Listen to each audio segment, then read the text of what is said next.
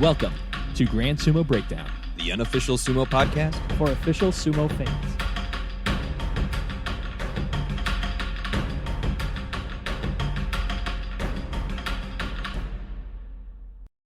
Hey, that's great. Oh. Aha, Perfect. beautiful, Fleric. Beautiful. Thank you, Yes, good job. You did it. All right. Welcome to Grand Sumo Breakdown. This is Ryan. This is Jake. Jake, you forgot to unmute Fleric. We gotta unmute I Fleric. can't unmute him. I can only mute him. I can't unmute him. Oh. Go fuck yourself. Wait, where are we at? He found a loophole. In there. We found a loophole. He can just say it more times. Yeah. Yes, true. And this is Mac. Hello, everybody. Yes. And welcome to our first four-person bonus episode, I feel like, in quite some time. Oh my God, it has been so long. Yes. But it is time for us to once again enshrine whatever the hell we want into the Grand Sumo Breakdown Hall of Fame or Hall of Shame, or as we dubbed it last time, the Grand Sumo Breakdown Miscellaneous Hall of Fame of whatever we want, or for your typing ease, the GSB MHOFOWWW. Yeah, say that a whole bunch of times fast. Mac just went straight illiterate and forgot what letters sound like. What is words? Sorry, man. We didn't mean to overload you this early in the morning. Early in the morning, it's 10:20. Yeah, I know. I You've got start a at the kid crack now, of Jake. noon, man. You need to realize that. What are you talking about, Mac? You're up at like 5 a.m. every day Okay, that is running. true. You're but not on the weird. weekends. Oh, not on the weekends. That changes it. That makes it changes to at completely least sane to 7 get up o'clock. at 5 in the At morning to least work out, you 7. monster. Unbelievable. Yes, but we are here. Last year, we had 4 nominees and 2 inductees into both of our Hall of Fame and Hall of Shame. And so we're going to do the same thing here today.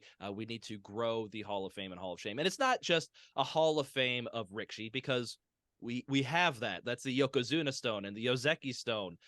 Ozeki Stone minus a few names. Like Shodai, no, absolutely not. Get the hell out of here. But So the Hall of pretty good. The Yeah. Hall of okay. but that already exists. We know the Hall of Fame of Rikishi. We're just kind of looking for the Hall of Fame of moments, or just like we said, whatever we want, or as Jake has expanded upon, things that might not deserve a full bonus episode, but we still kind of want to talk about it. Or for your typing pleasure. Tamam devaf bioa bewitz. No, don't do it. Don't do it. Yes. I was actually It'll reading the overload letters your that were brain. there. You were just kind of going. Pretty sure Mac threw like a Z and a Q in there at some point. Mm-hmm. The words, letters, Couple English. racial slurs, you know. Whoa, He was I just didn't kind go of that far. riffing. So we're going to start with our Hall of Fame, where last year we had 2 inductees, those being Hakuho's final match, his 14-0 versus 14-0 matchup against Ozeki Terunofuji, who would go on to be promoted to Yokozuna after this matchup in Nagoya of 2021, and then Kisei no Sato's Yokozuna runs and his first basho as Yokozuna, basically his 2 U shows in 2017, in January and March of 2017, matching the high point and simultaneously probably the low point of Kisei no Sato's career. So we're going to dive in to our nominees for this new batch. Jake, why don't you start us off with the first nominee to go into the Grand Sumo Breakdown Miscellaneous Hall of Fame for whatever we want for the year of 2023. This year, I am nominating somebody who should be in the Hall of Fame and kind of is, but doesn't get the credit that he deserves. My nominee this year is Ozeki Kaio. Kaio he won more U shows than anyone who's not a Yokozuna. Like, just gonna throw that out there. That's kind of the point. Pretty good. Yeah, it's pretty good. And But more U show than some Yokozuna. yes, his 5 U show is precisely 5 U show more than some Yokozuna. Futahagro. Looking at We're you, buddy. Looking at you, buddy. Anyways, though, Kaio, he wrestled from 1988 all the way up to 2011. 23 years, and he spent a dramatic amount of that as an Ozeki. Let me bring up his page real quick. As an Ozeki, he 65 Basho, 11 years he was an Ozeki. He won 5 Yushos. And yeah, I mean, obviously he's got like, the long ass list of special prizes and stuff like that. No big deal. 10 Shuken Show, 5 Kanto Show, 6 Kinboshi, 11 Junyu shows. No big deal. He's just got like a full on Yokozuna level resume. And yes, his name is on the Ozeki Stone, but if it weren't for just like tiny circumstances, like he just didn't string together 2 in a row. That's literally the only thing separating Kaio from being a Yokozuna. For example, in 2001, he was in his first year as an Ozeki. He went 13-2 in the March Basho, won the Yusho. It was his second. He'd already won one at Komusubi and gotten a bajillion special prizes for that. No big deal. And then he had an injury in the next tournament, only managed 4 wins and pulled out halfway through. But then when he came back, he won another 13-2 Yusho. If those had been back-to-back, he would be on the Yokozuna Stone. He'd be remembered as the most... Let's see. When was Takanohana and Wakanohana promoted? Because I remember there was the gap between those guys retiring and Kisano Sato being promoted was the gap where there were no Japanese Yokozuna. And I can't remember the years off the top of my head, but that gap would have been shortened because Kaio would have been promoted in 2001. And he went on to wrestle, like I said, until 2011. As soon as he lost his Ozeki rank, actually, no, he didn't even lose it. He just decided, I'm done. But I'm done. He stayed in Ozeki and got 2 more wins after that potential run and a whole bunch of Junyu shows. But from 2005 to 2011, he was kind of middling. He managed to keep his Ozeki rank the entire time. He never got 2 Makekoshis in a row. But in 2011, he had a couple 9 and 6s. 2011 was also the year we had the canceled tournament for match fixing. And then in July, his record, he was 3-8. So he was having a real bad one. He would not have been demoted. This would have been his first Makekoshi in a row. But he decided at 3-8, he just hung up the belt mid-tournament, decided that was enough for him. But And was disqualified from his match. yes, for being naked and hanging the belt up. Exactly. Yes. Did he just like was the Gyoji just standing there and he just like hung it out on the Gyoji's outstretched arm? I feel like we're diving into this idiom a little deeply. we need to get real deep into this. We need to figure out exactly how this would work. Oh, well. Anyways, he retired from sumo. He stayed he stayed in the Sumo Association. He is now known as Asakayama.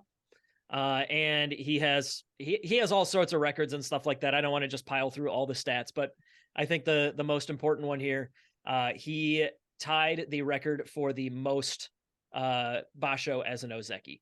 I think that is probably like, if I had to sum it up, 5 Yusho, longest Ozeki, should have been Yokozuna if it weren't for just one minor injury that happened to him in 2001. Mm-hmm. So this guy, I think, deserves as much recognition as a Yokozuna would from this time period.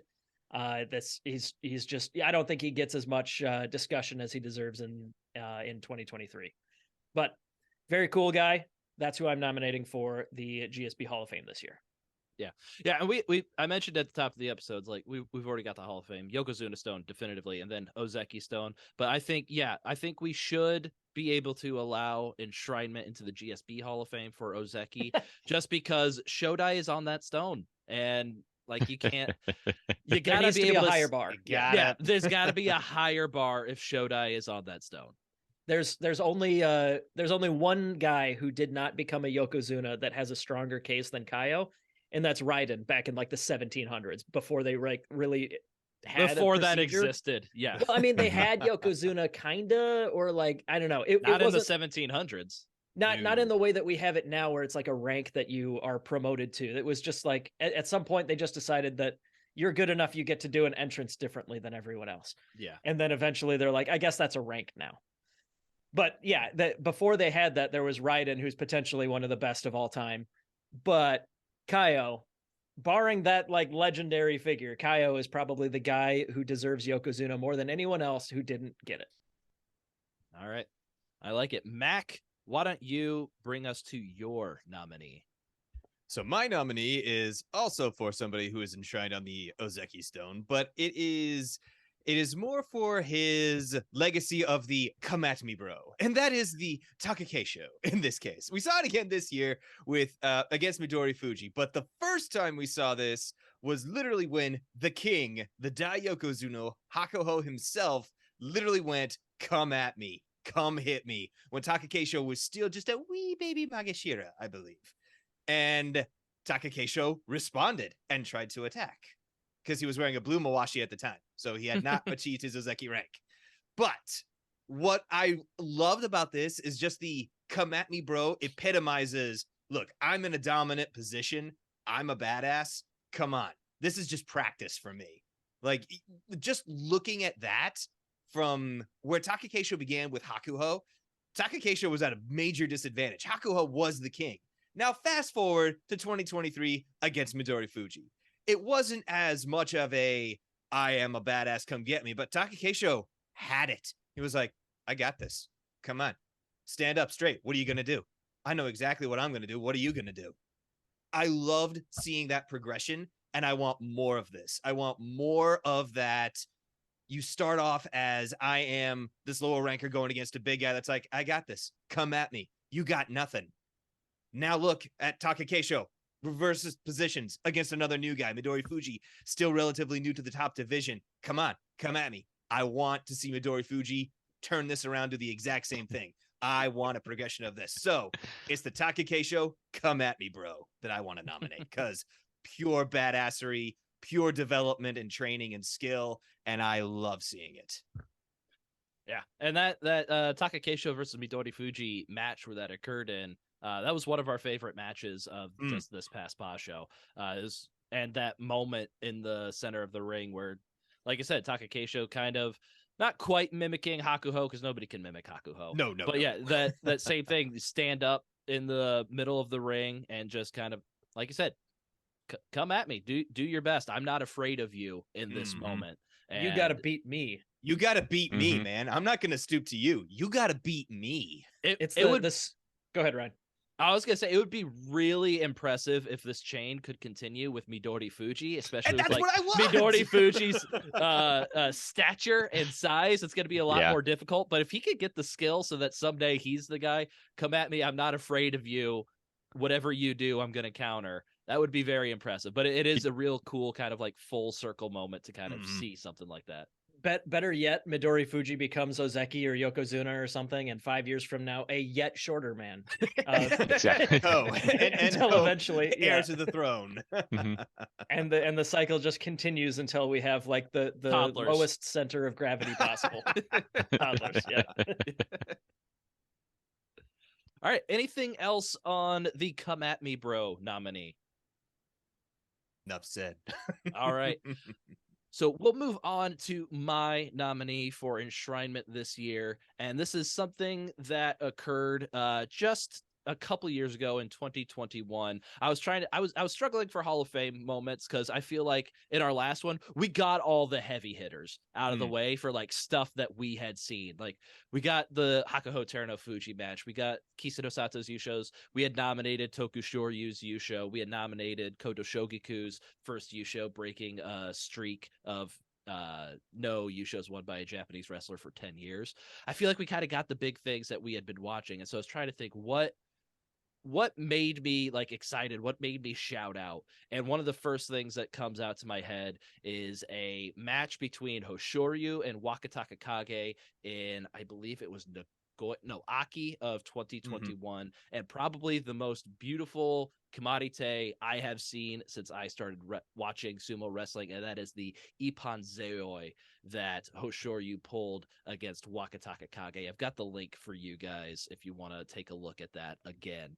But it was just a great match between the two of them. Wakataka Kage had Hoshoryu on the verge of being pushed out, and then Hoshoryu was able to grab Wakataka Kage's arm.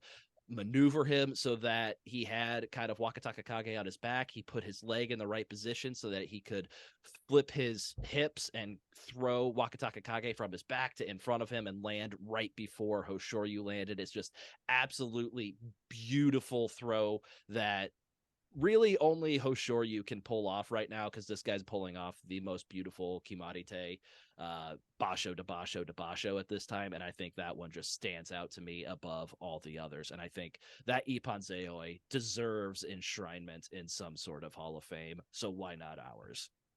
There you go.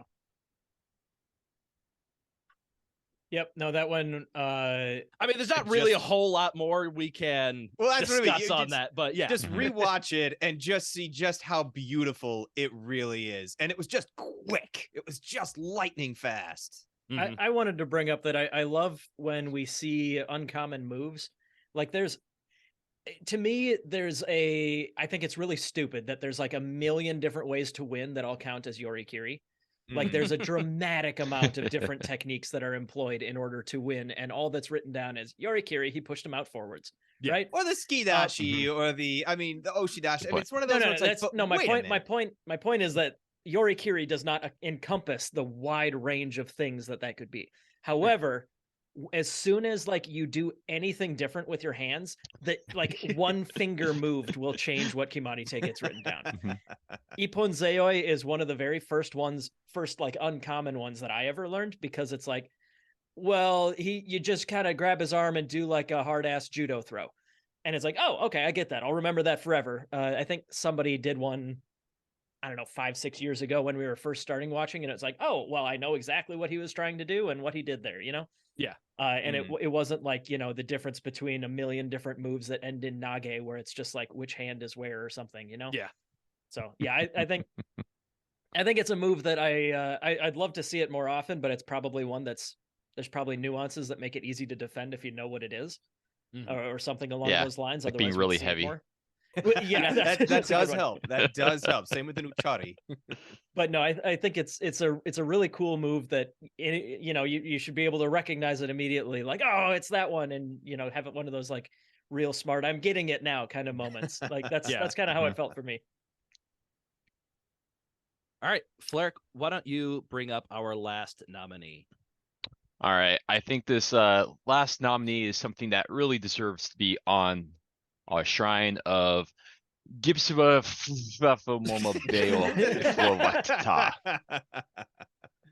I had to give that a shot too. It looked like so much fun. But no, on our GSB Hall of Fame stone, which I'm assuming that one of us is going to chisel in after this, is of course the great Ozeki Shodai, right? It's just a bunch of 8x11s with Times New Roman font written on it, and we got it laminated on my wall.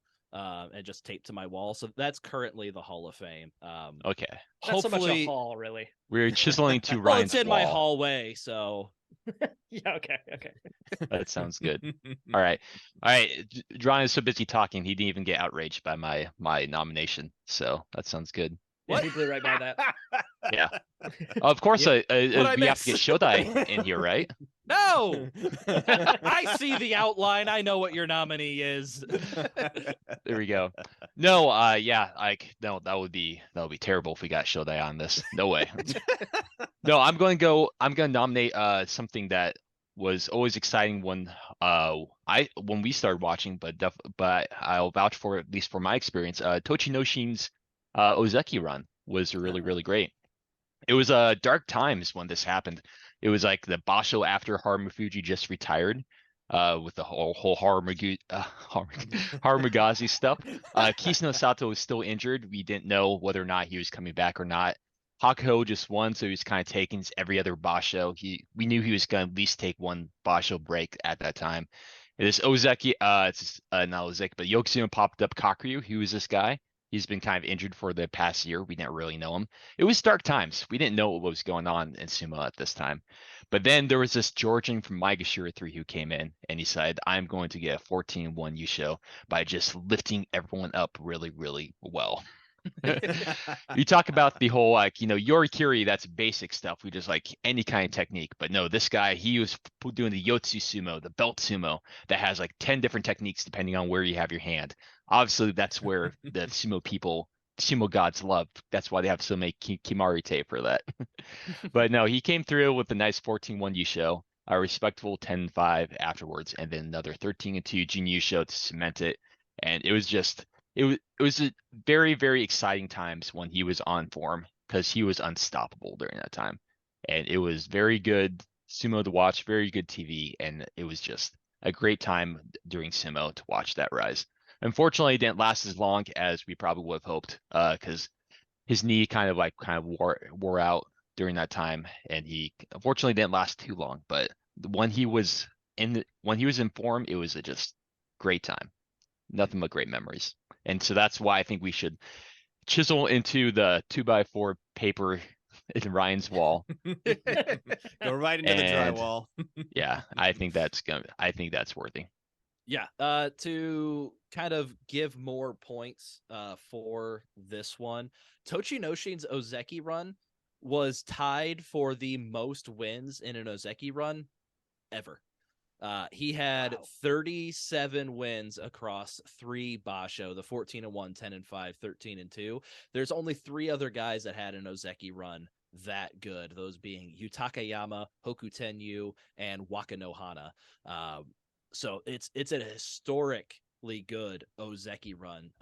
Looking at Sumo DB, you can just search for Ozeki runs. There's something on their main page. Click on it. Shows you all the Ozeki runs. Shows you everybody that had 30 wins over 3 basho, and their last in the 3rd basho they were ranked Sekiwake. So out of 196 qualifying results, Tochinoshin is at the top of that list with 4 other Rikshi, which shows how good of a stretch that was. Obviously not the best stretch of all time, because you got Yokozuna like Hakuho, who won 3 straight basho, but still an amazing stretch for somebody that's not in the Ozeki or Yokozuna ranks. And looking at that Yusho, that 14-1 Yusho that Tochinoshin won, which a lot of us included, I think this is probably the most excited I was for any Ozeki run, and it was still real early into our sumo watching careers, but just seeing this guy go, because when he was going through this, it just seemed like, oh my God, how high can he climb? He's going to be unstoppable. But his Yusho was literally 1, 2, 3, 4, 5, 6, 7, 8, 9 Yorikiri, Tsuri Dashi, which is the one where you just pick him up and then drop him outside of the dohyo. And then he's got a couple of Tsuki Dashi, but it was such a dominating performance by Tochinoshin in that first basho. And then to come back with a 13-2 at the rank of Sekiwake to finish it off. And I remember the match that basically sealed it for him. He was 0-25 or 0-26 against Hakuho in his entire career, something like that. And then in that final basho, he fought Hakuho and was finally able to take Hakuho down for the first time. Yeah, he was 0-25. Yeah, I was about to say that was our joke, was you cannot beat me 26 times in a row. Let that be a lesson to you. Nobody beats me 26 times in a row. But yeah, day 12, at this point, Tochinoshin had started off 11-0 in this basho. Day 12, face-to-face with Hakuho, beats him for the first time in his career. And wouldn't you know it, he follows it up with the loss against Shodai on the next day. The kidney punch. Which is why this whole discussion is actually just the argument to get Shodai on the stone. It's a slow burn that Shodai is a Hall of Famer. It's that one bad running joke that we've had for a while. But yeah, absolutely the best Ozeki run that we've seen, with the highs of that Yusho win in January and that first defeat of Hakuho in May. Absolutely deserving nominee. I love it. All right. So is it time to vote? It's time to vote. Time to vote, and we're going to stick with our slap together system of voting that we did last year. Basically, everybody has a chance to vote for 2 other nominees. They cannot vote for their own, and whichever 2 have the most votes at the end will be enshrined into the GSB Hall of Fame. So everybody, why don't you say yay if you are voting for Jake's nominee, Kaio? Yay. 2 votes. 2 votes for Kaio. Max nominee, the Takakeisho Come At Me Bro. Everybody who wants to vote for that one, say yay. Yay. All right. One vote. 1 vote. Hoshoryu's impeccable Ippon Zeoi. Let's get a yay vote for everybody who wants to vote for that one. Yay. Yay. All right. And for Flarix nominee, Tochinoshin's amazing Ozeki run in the first half of the 2018 year. That everybody vote yay for that. Who wants to nominate that one? Yay. Yay. 3 Right, votes. so that's 3. That one is That in. one wins. All right. All right. So are we doing 2 again, or how do we want to do that? So yeah, we got a tie between the other two, Kaio and Hoshoryu's Ippon Zeoi. Last year, how we did the tiebreaker was whoever was a common vote between the two would break the tie. Unfortunately, we cannot do that with this one because Mac and I voted for Kaio, while Jake and Flarek voted for the Ippon Zeoi. So I'm not sure what the best way to break this tie would be. Let's see if anybody. I guess, yeah, I was gonna guess like what the Takakeisho is disqualifying. You could do runoff, and so I guess I could. Oh no, yeah. I guess, but no, I'll leave. I would think just it, kinda no, I think it would decide make sense automatically. for. I think it would make sense for Flarek to well, yeah, you're right, because you've already voted for Hoshoryu's. Yeah. Shit. Yeah. Well, we Go thought we ahead, had Ryan. Go ahead with thought your we had a idea. way. Yeah. I don't know that I had an idea. I was gonna say, does anybody want to change their vote? Yeah, that's funny. Me and I can't change my vote because then I'd be voting for my own. Ryan Right. can't change his vote because he'd be voting for his own. Yeah. So it's down to Flarek and myself. Yeah. Are What, we... between Mac and Flarek, you two decide which one. See if There one we of go. you Reach can a sway consensus the between other. the two of you. Yeah. Reaching a Okay. consensus. Do you want to So just Flarek, vote what are for your your own thoughts on Mac? Shodai? Tell me a little bit more about this Shodai character. I think, yeah, he's just a quality Rikishi. You know, he like stayed for a very long time. He and he was, you know, I think he's just a great guy. Now, as well. between the two, between Kaio and Shodai, who would you rank as higher, more deserving of enshrinement? Get Shodai out of this conversation. No. What are We need doing? to totally get Shodai on this. Yeah. Do you I think was he just could saying, pull like, off can we an just find a way Ipponzoi? to vote for your own, like, come at me, bro, Takakeisho? Because I love that moment. So it's gonna be hard for me to. I'm still I coming down appreciate from the that lone not vote. going Here, on. if it helps the discussion, Kaio was an Ozeki for a long time, but couldn't make it to Yokozuna, right? Right. Picture, if you will, what would the world have been like if Shodai was a Sekiwake for a long time, but never made it to Ozeki? Wouldn't that have been great? Ooh. There's your Shodai tie-in. And Ryan, your rebuttal again with Hoshoryu's Yes, how can you tie Ipponzoi. Shodai into yours? Your rebuttal, Ryan. Throw Shodai into this Ipponzoi. I'm sure Hoshoryu could do that to Shodai just as well as he did it to Wakataka Kage. That's pretty And good. then we all get a point and laugh at Shodai for having such a beautiful move done to him. Yeah. Which is why he's truly the greatest of all time, to allow Exactly. Kimarite be done against him. Yeah, that's what it all comes back down to. Just like Hmm. pro wrestling, Oh. you got to do the job. I don't know, Mac. Do you feel strongly one way or the other? All I know is Ipponzoi. You got me. Ponzoi? All right, It's let's go beautiful. Ponzoi. Let's do it. Ayo, what a scrub. Denied once again. Yeah. Mm-hmm. It's really poetic, I think. You know, for you're right. I think. Ayo to get It just is. that close, but really can't seal the deal at the end. Because it's such a beautiful Kimarite. It's just beautiful. All right. Well, I think I'm going to change my nominee for Hall of Shame to the past 5 minutes of this podcast. But Okay.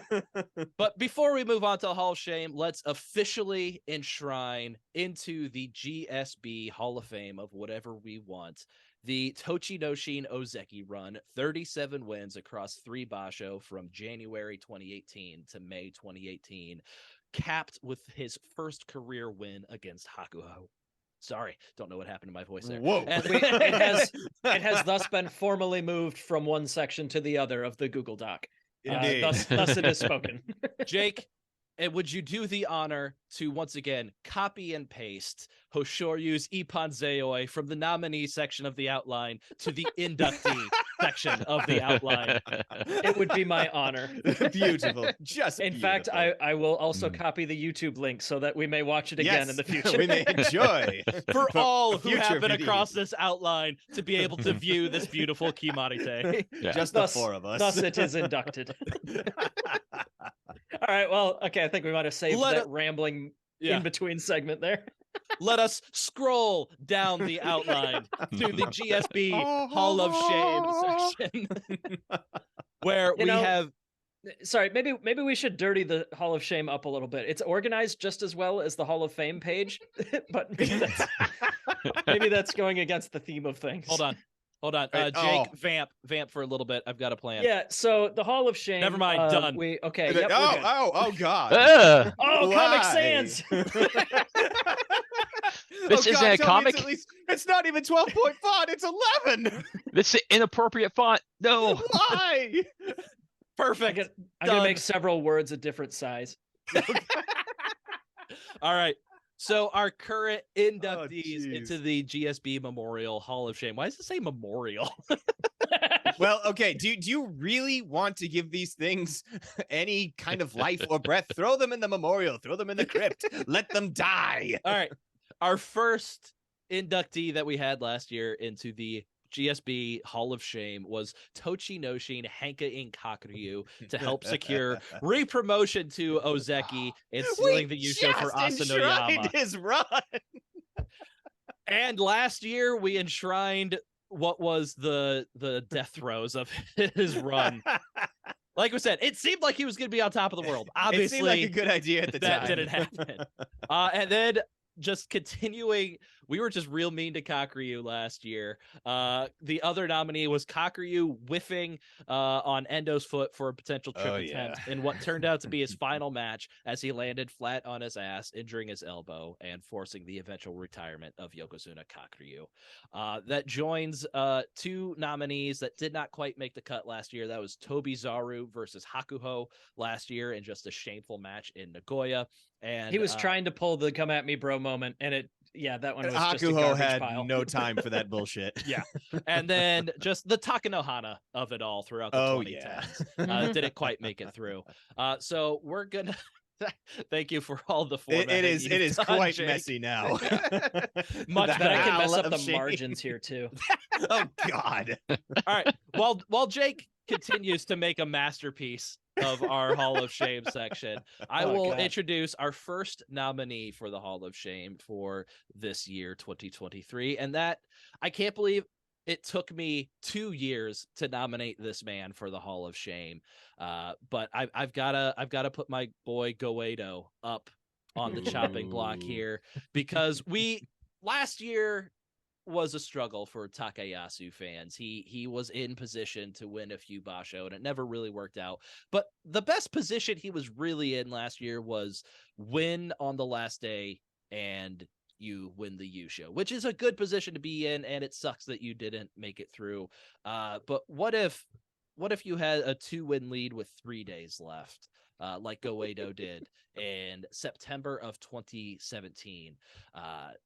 Oh, that was our first basho, wasn't it? That was our first Yeah. basho. Yeah. That was a our first podcast, basho. Takayasu's never been in that position, and if Takayasu was in that position, I'm sure Don't go things there. would go poorly for him. No, But no. that is a position that Ozeki Goedo was in at the time. After day 12, he had a 2-win lead with 10 wins over like 6 or 7 other Rikishi that had 8 wins at the time. All he needed to do was win 2 out of those last 3, and he would secure himself the Yusho, and he was unable to do so as he lost 2 of those final 3 matches to force a playoff at 11-4 against Yokozuna Harumafuji, who won his final 5 or 6 matches after starting like 8-4 or something like that. And forced a playoff against Haramafuji, and then Haramafuji absolutely dominated Goedo in the playoff. Was just a straight charge. Goedo tried a pulling attempt, didn't work. Goedo lost. So Goedo was in position to win his second career Yusho and force a potential Yokozuna conversation following Basho. Just a year to the Basho after his impeccable, improbable 15-0 Zensho Yusho, he had an opportunity to do it again, and he absolutely pissed it down his leg and finished his career with that one Yusho. Never really got close to winning another Yusho. I can't help but imagine that this one just really soured any other future hopes for Goedo. He knew that he didn't have it in him anymore, and just one of the most remarkable blown leads we've seen in a Basho. I don't know if that has ever happened before. I definitely don't think we've ever seen anything like it since. And I doubt that it's happened very much beforehand, because we know Takayasu was the first guy with a 2-win lead after 10 days to lose a Basho, but Goedo had a 2-win lead after 12 days and still lost the Basho. So yeah, having longer to collapse somehow makes it less bad, I guess. yeah, you got more yeah. time to do bad, and there's more chances for things to happen. Yeah. But yes, thank you for articulating that, because yes, it's much dumber to like blow it more acutely, I guess. mm-hmm. Maybe that's but yeah, it was really something watching it. Like I feel like after the first week, we were like, oh well, who could possibly who could possibly win this? Because at the time, let's see, Haruma Fuji was 2-3. The eventual winner was 2-3 the eventual after winner 5 was days. 2-3. So we're like, okay, well, he'll pull out, or at the very least, he'll just like, whatever. He'll get like 9 or 10 wins or something. You know, it's impressive to me though, because I went back and watched all of Haruma Fuji's matches from this Basho. 3 of his losses were to guys that are still fighting today, which like 6 years ago, it still impresses me how many guys are still around. But he lost to Hokuto Fuji. He lost to Kota Shokiku and then Hokuto Fuji and Onosha. So he had 3 losses on consecutive days, which led to, as Jake said, a 2-3 start. And then he also lost to Takakeisho. So I just think it's fun going back and seeing like all these old guys and how they did in there. But sorry, Jake, go ahead. I apologize. No, that was kind of the end of it. I was looking at the same page here, and apparently Haruma Fuji had a losing record against Kota Shogaku. That's kind of funny. What? 30 and 35 in their careers. Wow, So yeah. that's also a ton of matches. Wow, That's a lot of matches. That's like that's 10 actually years worth of Bashos. Yeah, that's actually another great example of Kyle, like, never pulling together 2 Yushos in a row. Yeah, Kota Shogaku, like Haruma Fuji, he pulled out the 2 like Yushos in a row, like one being essential Yusho, and Kota Shogaku kind of the same thing. It's Yeah. If you can get those 2 Bashos like 4 months of where you're just kind of like on top of your sumo game, that's like you're good enough to get Yokozuna. But if you falter at all, it's really tough to do. Yeah. You're talking about Kisuna Sato? No, I was talking about No, he's talking about Fuji, I thought. Haruma Fuji, I think you said Kota Shogaku. Kota Shogaku. Oh yeah, I was throwing him in there as another kind of Ozeki. Oh, I gotcha. Sorry. Who Ozeki, did not pull yeah. 2 Yushos together. It's kind of interesting how 2 careers, like whether or not if you pull off that feat, like you're just no, he was just a long Ozeki, or he was a Yokozuna. It's just kind of, there's like, it's a pretty big threshold if you cross it on your career. Yeah, and I mean, looking back at these, it's hard to like really put these in the same bucket, like where, like Goedo, even blowing this Basho, he still had like this long storied Ozeki career. He had his Yusho, and now like he'll be put on the same tier of Yusho wins as like Shodai. Ichinojo. It's Shodai. Yeah. Yes. Like it's Yes. I think that's part of why it's fun to go back and look at these in context and stuff like that, because like they're not all the same. Yeah. Like the era of Hakuho, like getting Yushos is really, really tough. So yeah. But I will say like my thoughts on that Basho. I remember having great memories of this one. And no shame for Goedo, because I was like rooting for Haruma Fuji the entire time. Probably because of some silly pick'em game we had, I imagine. It was probably I think you were always just a Haruma Fuji fan though. Like his like, his like doing Henka, but it's like okay Henka. It's kind of like yeah, the Henka no this is- Henka, the hit and shift. yeah. He had a very fun style. He was kind of a smaller guy. He was more about kind of throws, quick movement, and stuff. And that was something I found very impressive inside the ring. So Oh, yeah. I always was a good fan of that. And him just kind of like coming from behind. I was watching this like, oh, he can probably win. He can probably win. And then at the last day pulling off, I was just like, yes, that was one of very good memory for me in sumo.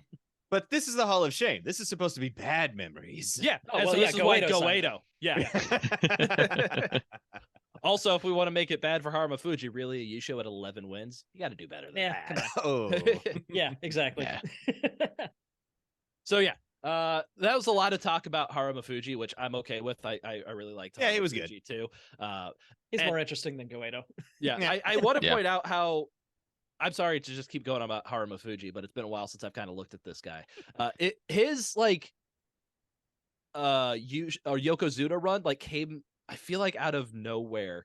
Like he would just like come out of nowhere and do really good. Because prior to his first U show, 8-7, 10-5, boom, 14-1, then back down 2 straight 8-7s. And then prior to his back-to-back 15-0s, 8-7, and then right after his back-to-back 15-0s, promotion to Yokozuna, 9-6. First Basho's Yokozuna. Follows that up, 15-0, Zensho Yusho. Follows it up, 9-6. Like it, just so weird, like how volatile kind of he was Basho to Basho. Yeah, and his style probably lends itself. Like it's the Yeah. small guy kind of quick movement stuff. We've seen that with many other people, like Enho, like when he was up, like how volatile it can be. Like but he was just when he had some very high highs, which is he was able to pull off that consistency, which is Honestly, gives me a little hope for Wakataka Kage. Not saying he's going to rise to those levels, but it does give me hope for a guy that's kind of similar in build and style to Haramofuji.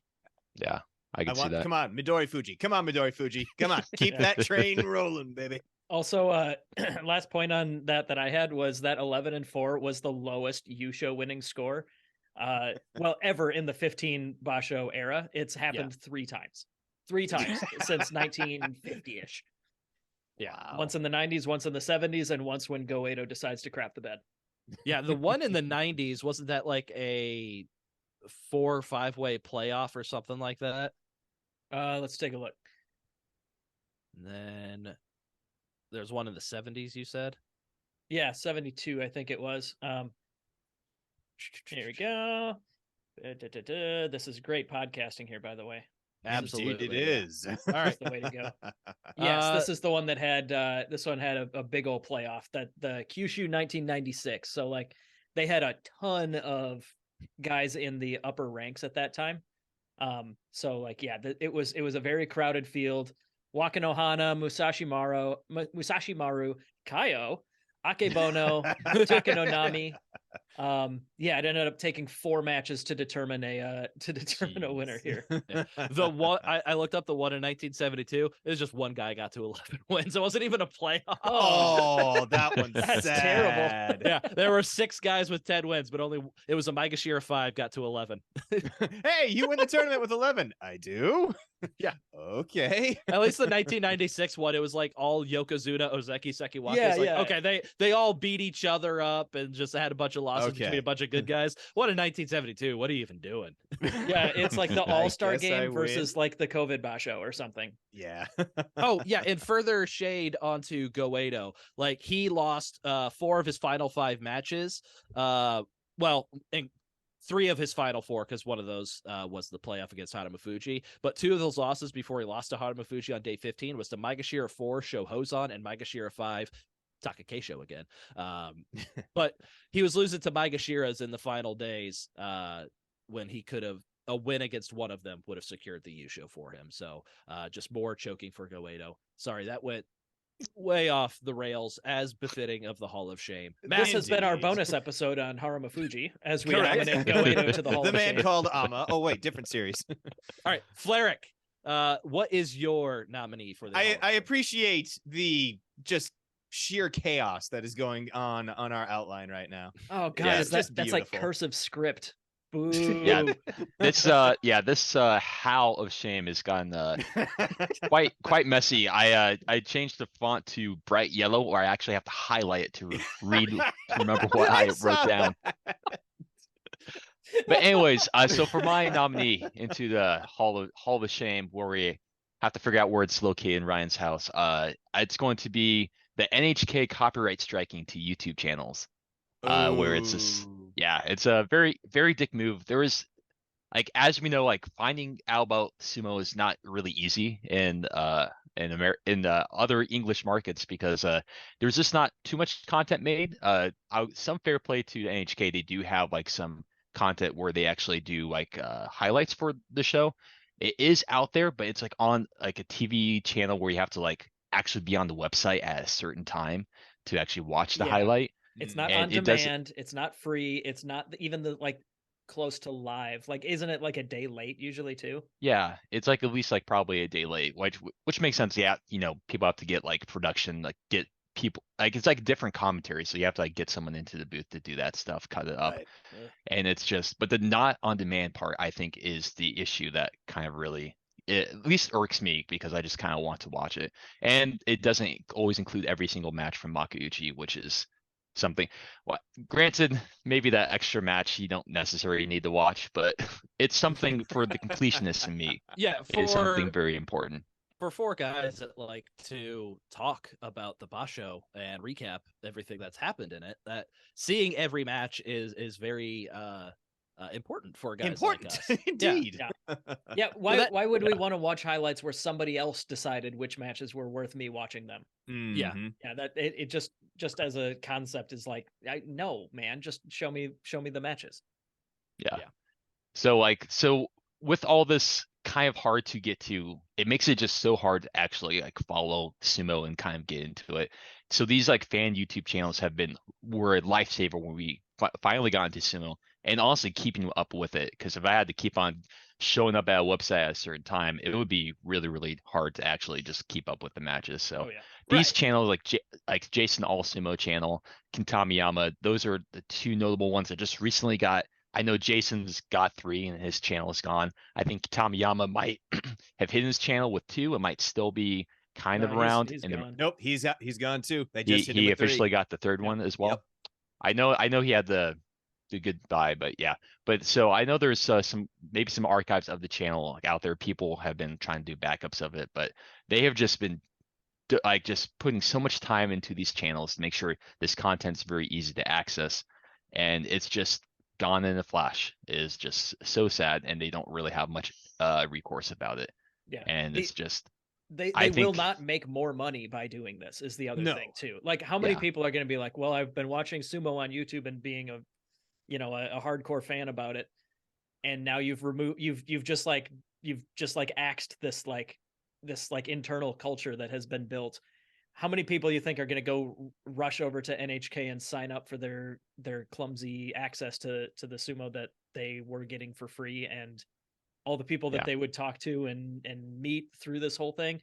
It's just nobody, like literally nobody wins. They're not making any No. more money. They're just ruining something good. yeah. So I think it's just makes no sense. It's very sad. It's like, it's still gonna happen. It's just the archive and this like body of history of work that these people have made is just gone now. Mhm. And it's, yeah, like I'm sad not, about it.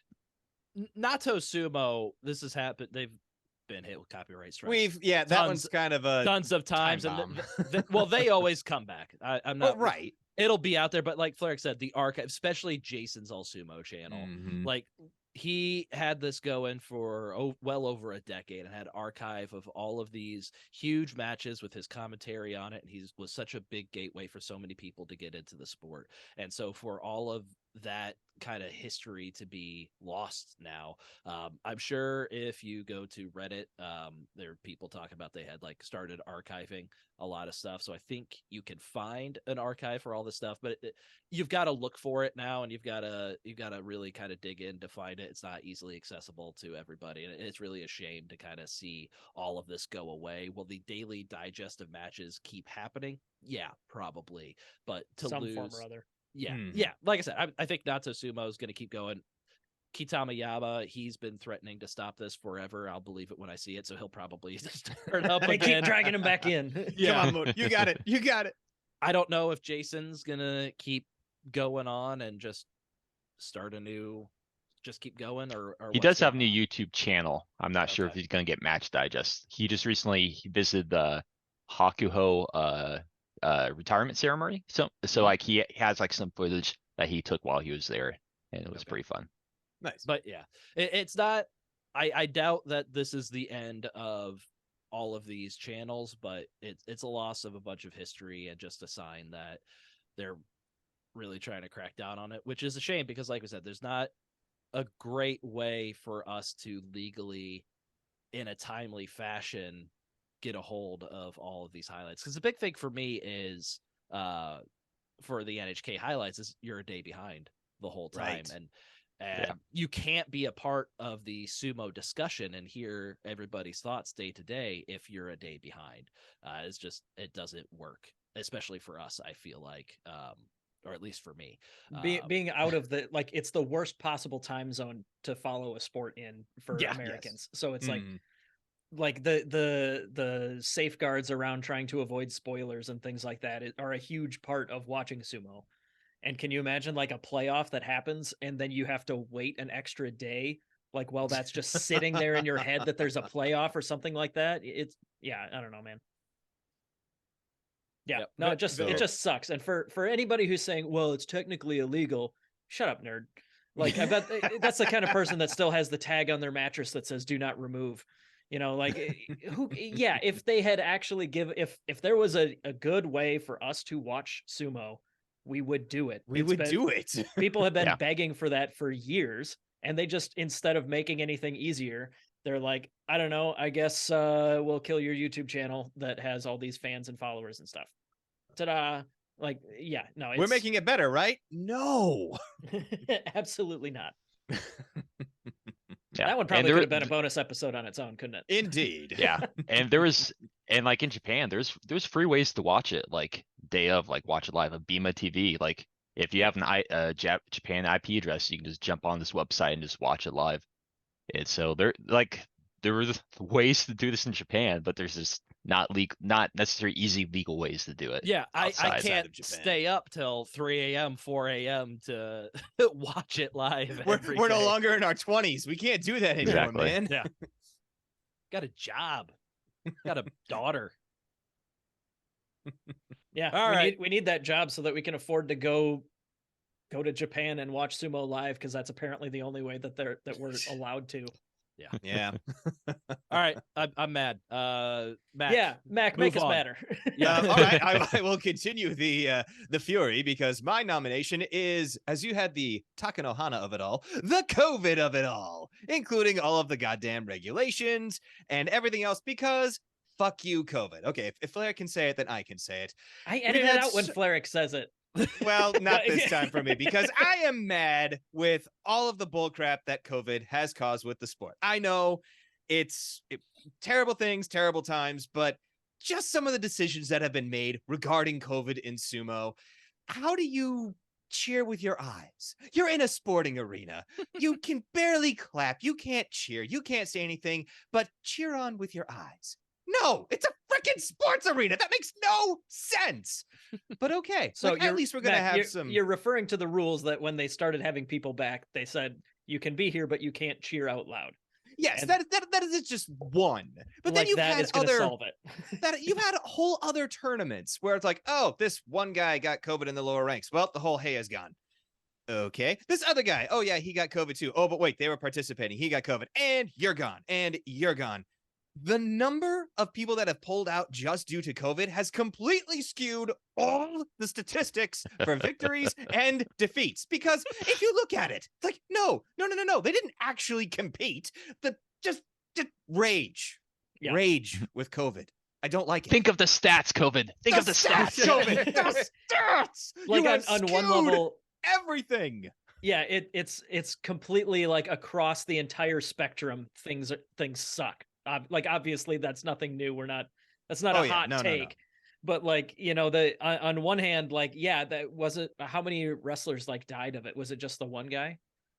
I But think like it was just the one. but like, Yeah. yes, on some level it's obviously extremely serious, but like the ways that it was handled by the Sumo Association were just silly. The cheering thing, the letting every, like, if you're gonna fill an arena so that you can like sell tickets and stuff like that, like there is no way to pretend to be safe when you're filling an No. arena. And yeah, the way it was like, well, one positive case, we're gonna take 20 wrestlers out of the tournament. Yeah, I think that one, we talked about that extensively in the Nagoya recap, I think it was. Mhm. There was some wild decision making, and especially by some of the wrestlers who saw the rules and decided, nah. Just the number of fusens. It was like, no, you're skewing everything. It just makes no sense. I don't like it. And Jake, I think you have some numbers on like the Nagoya of last year where COVID really ran rampant over everything. Yeah, this is Nagoya 2022 was the one where we were well into, I guess this is what, Omicron variant, where it's like Yep, Omicron. dramatically less dangerous. It's not safe, but it's like dramatically less dangerous, but dramatically more contagious. Mhm. So this is the one where they had the basho that if anyone in your Heya tests positive, the whole Heya now goes Kyujo. And so we compiled some stats back when that happened. In that basho, there were a total of 117 matches ending in a Fusen win, where one of the wrestlers had to withdraw from the tournament. The second most Fusen matches in an entire tournament is 26. So we're like 4.5 times the second place for this one basho. That happened back in 1992. When I imagine everyone was injuring themselves breakdancing and such, as was the style at the time. As was the style with the parachute pants. In the top division alone, there were 16 Fusen. 16 guys had to pull out of that tournament. I think 1 or 2 of them were legit injuries, but like the vast majority were COVID things. So 16. Second place is 10, and that's back in 1950. I forgot that we'd called it this, but Black Friday. Yeah. 7 of the 18 matches ended in Fusen wins, including a streak of 5 in a row. So what would that have been? Day 6, I think. Day. It was either 6 or 13. 13. Yeah, and I think it was earlier in the tournament because we were traveling. No, Pepin. No, we were in like end? Pepin. It was at the end because the first one that was pulled out was Mitake Yumi, and he had like that 2 and 4 start. It was day 13. Got it. Okay. Yeah, so day 13, we were all on vacation together, and we were like sitting down to watch sumo, and it's like we're just watching the song and dance of Fusen coming up flag like after Fusen guy flag. unfurling the banner like 5 times in a row. Yeah. So 7 is clearly the top number of Fusens in one day. Prior record was 3, which has happened 8 times before, one of which also in this basho. Yeah. Also, last one on this, Nishikigi and Tamawashi both had Iron Man streaks that were broken. Nishikigi had never missed a match in 1110, and Tamawashi had never missed a match in 1448. Technically, those streaks are still being recognized by the JSA, but I mean, it's hard not to put an asterisk. It's an asterisk. Yeah. It's an asterisk, which sucks. But at least technically those records are still alive and well. Yeah, screw you, COVID. The Screw you. JSA had sense enough to be like, well, sorry. Yeah, if they were given the option, they would have chosen to compete. And this is like, other than like somebody getting like disciplined, this is the only time that like people would be pulled out against their will, right? And so in the official JSA Google Doc, they clearly have Tamawashi and Nishikigi's streak in the intact section of the Google Doc. Yeah. They haven't copy and pasted it into the streak broken section. Exactly. And I don't think we brought it up. COVID canceled an entire basho. Yeah, COVID can't. That was the creme de la creme. It canceled an entire tournament. Yeah. I feel weird putting that in the Hall of Shame because it was probably the right idea at the time. Yeah. And it was probably one of my most fun Mhm. things that we've ever done as a podcast was when we simulated the entire thing. I went back and watched the trailer that we made. J-Wags made. Oh, no. Make Sumo. It's awful, but damn, I'm rocking that tank. That was the point. Yeah. One of the worst things we've ever done. I love it.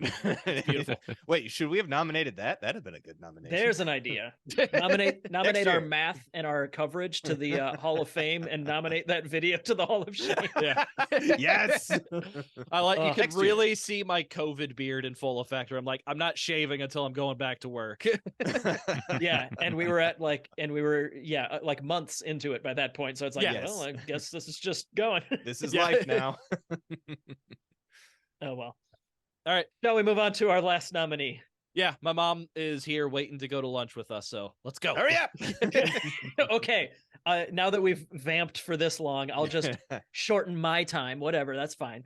Well, your nominee, he needs no Yes. introduction. We are not going to end this on a low note, because we are going to talk about Let's say lovingly nominate. Yes, lovingly. Oh God, no! This is like, honestly, I feel like this is kind of a matter of course.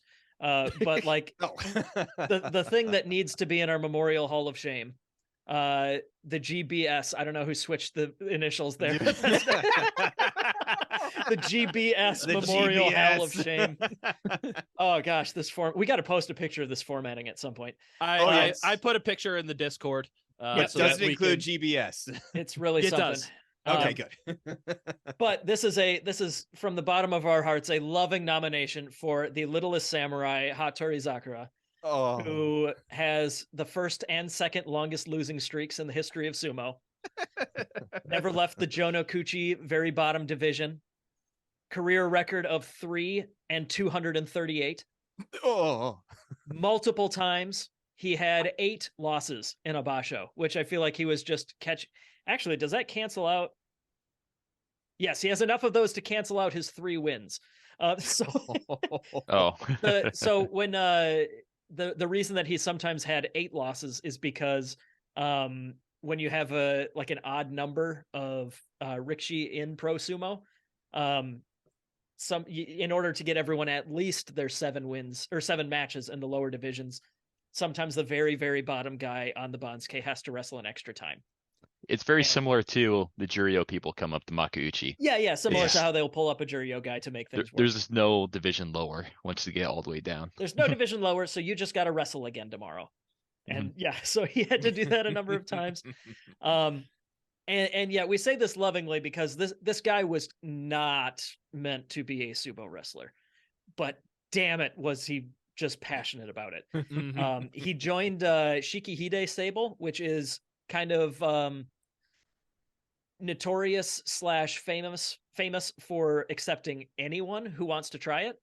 Mhm. And honestly, I love that. I think that Yeah. there is absolutely a place for that, where you just want to try sumo for a little while. Do it. Let's try it. You know, it should be something like it's the mindset that we take with our amateur coverage. Everybody Yeah. who wants to should have access to try sumo out sometime, right? Mhm. And that's clearly Shikihide Oyakata's style. And at least for that part of Shikihide, all for it. Love it. That's great. But Hattori Zakura, he ended up changing his Shikona to Shonan Zakura, the first kanji being that for victory, later in his career. Oh, buddy. Oh, buddy. Yeah. And yeah, so he stuck around from 2015 through 2021. He never got more than 1 win per tournament. And yeah, only 3 wins ever. He does almost have an Iron Man streak because he only had 1 missed match as well in that entire time. But yeah, there's I don't want to speculate on why he wanted to do this for 6 years. I mean, there's rumors about the guy. He's probably a bit of a weirdo, like all of us are who are sumo fans and participants and such. But yeah, for him, it was clearly not about victory in the ring. Yeah, he got a couple, but for him, I'm thinking just there's got to be something about the sumo lifestyle that was what he wanted to do, and he was passionate about it, and he did not care if he lost. So, couple other records here. that those longest sorry, I'm reading the stats page again. It's terrible. But a couple of those records that he's got 104 consecutive losses. That is his streak. When he passed 70, it was compared to Futabayama, one of the greatest Yokozuna of all time, who got 69 straight wins. So Hattori Zakura passed him. He made his own record. But he had 104 is the longest streak ever of losses. He also has 89. That's by far the second longest. Let's see. He has 30 tournaments with 0 wins. He has 42 losses in a calendar year, which is the most for anyone outside the top 2 divisions, where you get twice as many matches.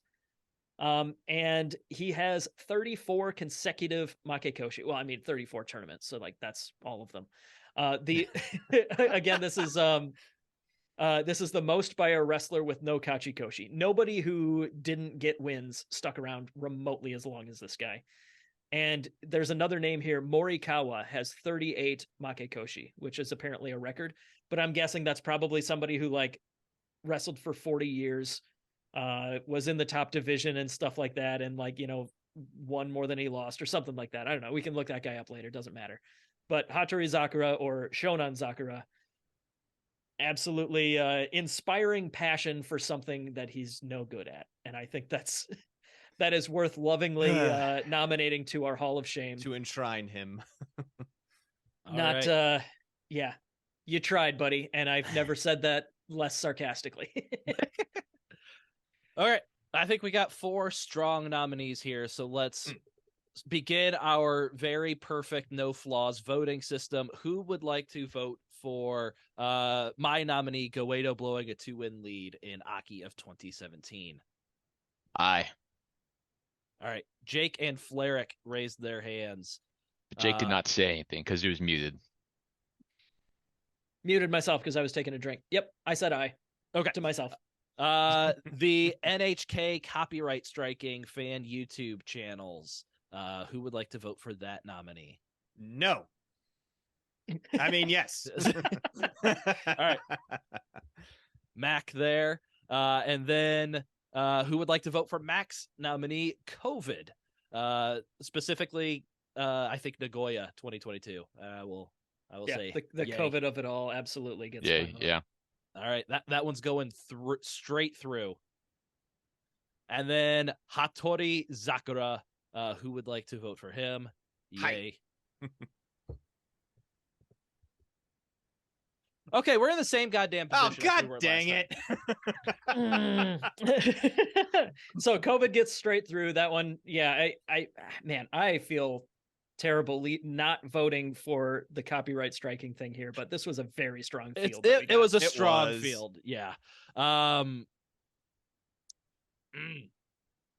I change my vote from Hattori Zakura to the NHK copyrights? Nope. Then that just forces another. That forces another one, but then it's between Goedo and the NHK copyright. No, I'll leave it. All right. Go with your heart. Fleric and Mac, either one of you guys want to change your vote? No.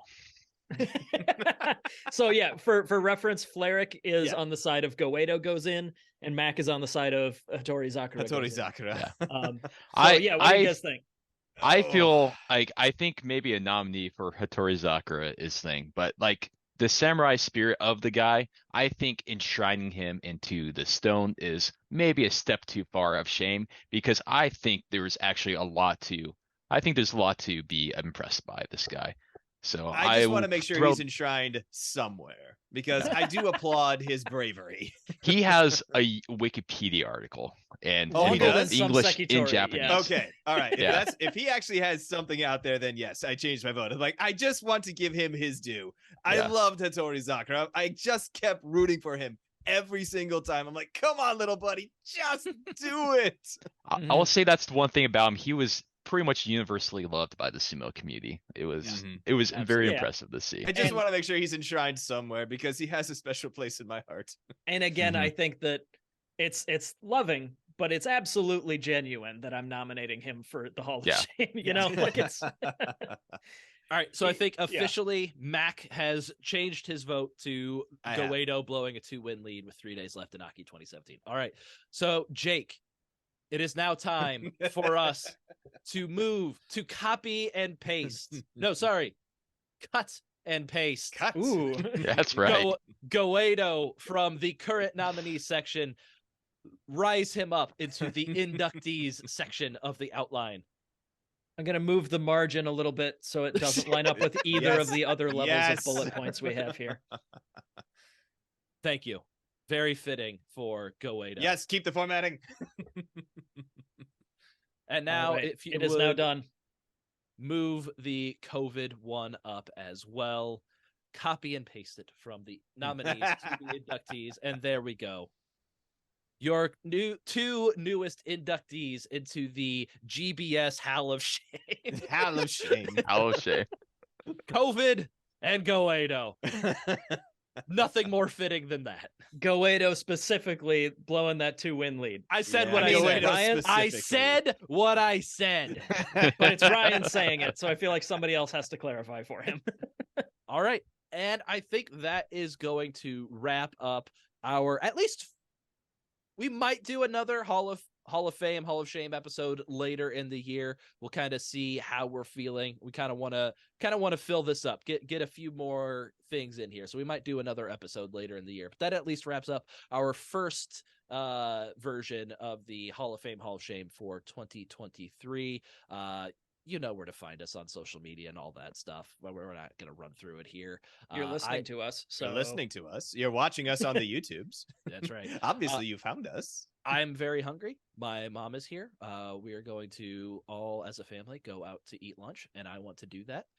So I will say goodbye to you just 3. sign off, man. Just sign off, just end dude. it. And Bye. thank you for listening to everybody else. Jesus Christ.